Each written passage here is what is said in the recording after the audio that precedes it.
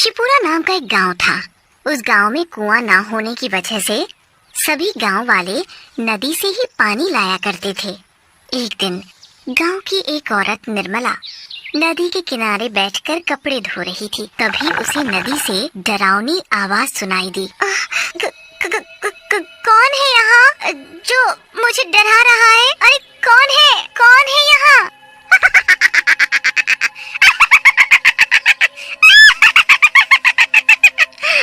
मैं हूँ, मैं। चुड़ैल, चुड़ैल, भागो यहाँ से! भाग जाओ यहाँ से! निर्मला अपने कपड़े छोड़कर गांव में भाग जाती है। अरे ओ गांव वालों, सुनो, उस नदी पर मत जाना। उस नदी में एक चुड़ैल है। अरे क्या बोल रही हो बहन? चुड़ैल नदी में? सुबह ही तो हम सभी औरतें उस नदी से पानी भरकर लाई हैं। तब तो कोई चुड़ैल हमें दिखाई नहीं दी।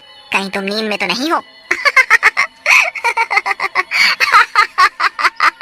अरे तुम लोगों को मेरी बातों पर यकीन नहीं है ना? तो खुद ही जाकर देख लो। हाँ भाइयों, चलो तो जरा नदी पर, हाँ? देखें कैसी चुड़ैल है। सभी गांव वाले नदी पर जाते हैं, पर वहाँ कोई चुड़ैल नहीं दिखती। अरे यहाँ तो कोई चुड़ैल मुड़ैल नहीं है। निर्मला को कोई वहम हुआ होगा। चलो चलो भाइयों, अपना अपना काम करें, हाँ? गांव वालों को नदी पर कोई चुड़ैल नहीं दिखती। फिर सभी लोग वहाँ से चले जाते हैं। अगले दिन सुबह सुबह सभी नदी पर आते हैं। कोई पानी भरने आता है, कोई कपड़े धो रहा होता है, तो कोई उसमें नहा रहा होता है। चुड़ैल नदी के अंदर थी, तो वो ये सब देख रही थी। ये सभी गांव वाले फिर नदी पर आ गए। ये ऐसे नहीं मानेंगे। इनका कुछ न कुछ तो करना पड़ेगा। तभी नदी पर गांव का एक आदमी सुखिया नहाने के लिए आता है। जैसे ही सुखिया नदी में नहाने के लिए अंदर घुसता है, नदी में अंदर बैठी चुड़ैल उसका पैर पकड़ लेती है। अरे अरे अरे अरे मेरा पैर किसने पकड़ा है? कौन है भाई नदी के अंदर? बचाओ बचाओ बचाओ! चुड़ैल सुखिया का पैर पकड़कर नदी के अंदर खींच लेती है और फिर सुखिया को नदी के बाहर फेंक देती है। सुखिया बेहोश हो जाता है। गांव के कुछ लोग सुखिया को वहाँ पड़ा देखते हैं। सुखिया, ये तुम्हें क्या हुआ? अरे ये तो बेहोश है। इसे इसके घर ले चलो। जब ये होश में आएगा तब ये कुछ बताएगा। ये बेहोश कैसे हुआ है? सभी गांव वाले उसे उठाकर उसके घर ले जाते हैं। जब सुखिया होश में आता है तो उसके साथ क्या हुआ सब बताता है। भाइयों, मैं सच बोल रहा हूँ। नदी में कोई तो था जिसने मुझे नदी में खींच लिया था। अरे ये क्या हो रहा है? पहले निर्मला और अब ये सुखिया। तुम दोनों का दिमाग तो नहीं खराब हो गया? तुम लोग मेरी बात पर यकीन क्यों नहीं करते? मैं सच बोल रहा हूँ। अरे भाइयों, देख नहीं रहे कितनी भयंकर गर्मी पड़ रही है। गर्मी की वजह से सुखिया बेहोश हो गया होगा और कुछ नहीं। हाँ, तुम सही बोल रहे हो।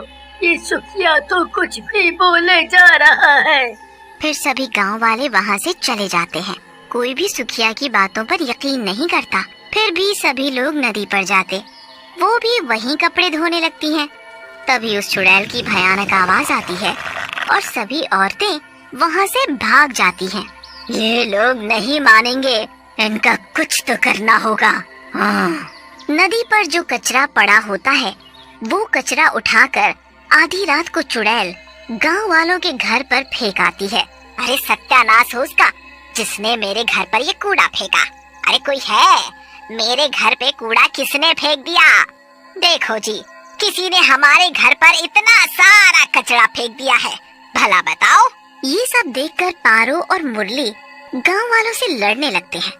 वो चुड़ैल फिर से आधी रात को नदी से निकलकर गांव में आती है और अब की नदी से ढेर सारी कीचड़ उठाकर शंकर के घर पर फेंक कर चली जाती है। सुबह होते ही रानी, ये अजीब सी बदबू कहाँ से आ रही है? हाँ जी, बदबू तो मुझे भी आ रही है। ये बदबू शायद बाहर से आ रही हो। दोनों बाहर जाकर देखते हैं तो उनके घर पर ढेर सारी कीचड़ पड़ी होती है। ए, ये कीचड़ किसने डाला मेरे घर पर? इसकी इतनी हिम्मत! ओए, क्या हुआ शंकर भाई? क्यों शोर मचा रहे हो? ए, अरे भाई, जरा यहाँ देखो, किसी ने मेरे घर पर ये कीचड़ डाल दिया है। पता नहीं कौन है वो। अगर पता चल गया ना, छोड़ूंगा नहीं उसे। हाँ। शांत रहो शंकर भाई, किसी ने तुम्हारे साथ मजाक किया होगा। कोई बात नहीं, अभी तो मैं चुप हूँ, पर अगली बार ऐसा कुछ हुआ ना तो उसे छोड़ूंगा नहीं। हाँ। सभी गांव वाले वहां से चले जाते हैं। जब रात को सभी गांव वाले सो जाते हैं तो नदी वाली चुड़ैल फिर से गांव में आती है। जब वो चुड़ैल कूड़ा उठाकर लोगों के घरों पर फेंक रही होती है, तभी गांव का एक आदमी किशन लाल अपने घर की खिड़की से उस चुड़ैल को कूड़ा फेंकते हुए देख लेता है। हमारे गांव में चुड़ैल, पर ये चुड़ैल यहाँ क्या कर रही है? अच्छा, अब पता चला, ये चुड़ैल ही थी जो सभी के घरों पर कूड़ा कचरा डाल जाती है। सुबह होती ही ये बात गांव वालों को बतानी पड़ेगी। भूरा के घर पर चुड़ैल कूड़ा डाल कर गई तो वो भूरा सभी गांव वालों से लड़ रहा होता है। हद हो गई अब तो। ये रोज रोज कौन कूड़ा कचरा डाल जाता है? कभी किसी के घर तो कभी किसी के। आज उसने मेरे घर पर कूड़ा डाला। इसकी इतनी हिम्मत, एक बार हाथ लग जाए छोड़ूंगा नहीं उसे। हाँ। किशन लाल ने रात में चुड़ैल को देखा था, तभी वो वहाँ आ जाता है। रुको रुको रुको, तुम सभी लोग लड़ना बंद करो। तुम सभी के घरों पर कूड़ा अपने गांव में किसी ने भी नहीं डाला। ये क्या बोल रहे हो तुम? मेरे घर पर किसी ने भी कूड़ा नहीं फेंका तो किसने फेंका? जल्दी बताओ, जल्दी। हाँ, बताता हूँ। पहले तुम सब सरपंच जी के घर चलो, वहीं बताऊंगा सब। फिर सभी मिलकर सरपंच जी के घर जाते हैं। क्या बात है, तुम सभी लोग एक साथ यहाँ? सरपंच जी, बात ही कुछ ऐसी है कि सभी को यहाँ आना पड़ा। हाँ, बोलो ना। सरपंच जी, हमारे गांव में चुड़ैल है जो उस नदी के अंदर से आई थी। देखा, मैंने सच बोला था ना, उस नदी में चुड़ैल ही थी जिसे मैंने देखा था। इसका मतलब जब मैं नदी में नहाने गया था तो उसी चुड़ैल ने मेरे पैर पकड़े होंगे और मैं बेहोश हो गया था। हाँ, तुम सभी सही हो। उस नदी में एक चुड़ैल रहती है, मैंने खुद उसे देखा है गांव में। गांव में? हमें तो कभी कोई चुड़ैल दिखाई नहीं दी। किशन लाल सभी गांव वालों को बताता है। आधी रात को जब मैं पानी पीने के लिए उठा तो मेरी नजर खिड़की के बाहर गई तो देखा एक चुड़ैल सभी के घरों पर कूड़ा फैला रही थी।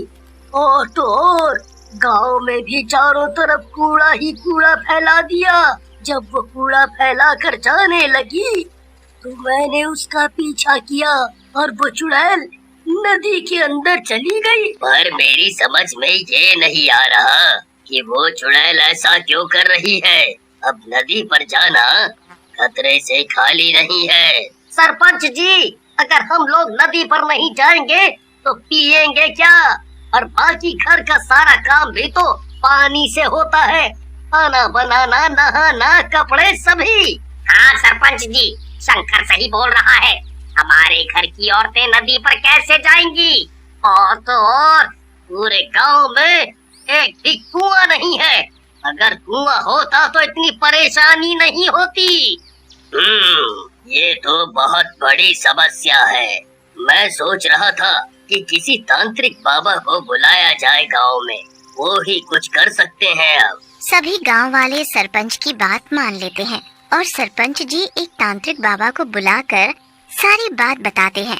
अच्छा, इसलिए तुमने मुझे यहाँ बुलाया। तुम चिंता मत करो, हम सब ठीक कर देंगे। अगर चाहते हो कि वो चुड़ैल नदी छोड़कर भाग जाए, उसके लिए हमें गांव के बीचों बीच बैठकर हवन करना पड़ेगा। हवन की सारी तैयारियां हो जाती हैं। तांत्रिक बाबा हवन करने के लिए बैठ जाते हैं और सारे गांव वाले आसपास खड़े होकर देखते हैं। तांत्रिक बाबा मंत्र पढ़ते हैं और अपनी पोटली से भभूत निकालकर पूरे गांव में छिड़क देते हैं। सरपंच जी, वो चुड़ैल अब इस गांव में कभी नहीं आएगी। बाबा, गांव में चुड़ैल नहीं आएगी, पर नदी का क्या? हमारे गांव की सभी औरतें नदी से पानी लाती हैं। तभी चुड़ैल वहाँ आ जाती है। तुम लोग मेरा कुछ नहीं बिगाड़ सकते, मैं बहुत ताकतवर हूँ। इस तांत्रिक को तो मैं फूंक मारकर हवा में उड़ा सकती हूँ।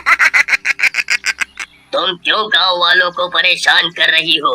वो लोग नदी पर जाते हैं पानी भरने, तो तुम उन्हें डरा कर भगा देती हो या फिर उनके घरों पर कूड़ा कचरा डाल देती हो। क्या कूड़ा कचरा मैं करती हूँ? जरा चलो तुम सब नदी पर मेरे साथ। चुड़ैल सभी गांव वालों को अपने साथ नदी पर ले जाती है। देखो, जरा इस नदी को तुम सब देखो। तुम लोगों ने इस नदी की क्या हालत कर दी है। मैं तो आराम से नदी के अंदर सो रही थी, पर तुम सभी गांव वालों ने इस नदी में इतना कचरा फैला दिया, जिसकी वजह से नदी का पानी दूषित हो गया और मुझे नदी के अंदर घुटन महसूस होने लगी, जिसकी वजह से मैं नदी के बाहर आ गई और तुम लोगों को यहाँ से भगा दिया। तुमने हमारी औरतों को पानी नहीं भरने दिया, हम लोग कहाँ जाएं अब पानी भरने?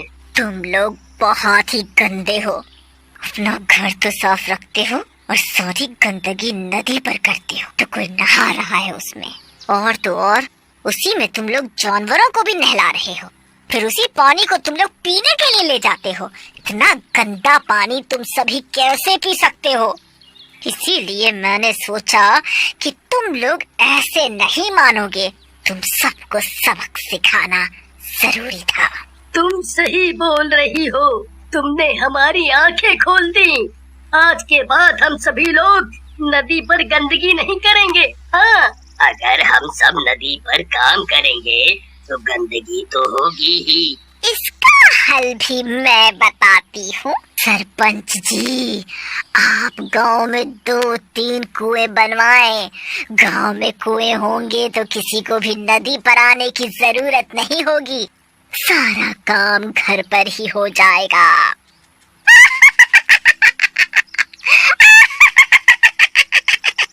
तुमने सही कहा, मैं कुएं जरूर बनवाऊंगा। तुम्हारा बहुत बहुत शुक्रिया। और चुड़ैल वहाँ से हमेशा हमेशा के लिए चली जाती है।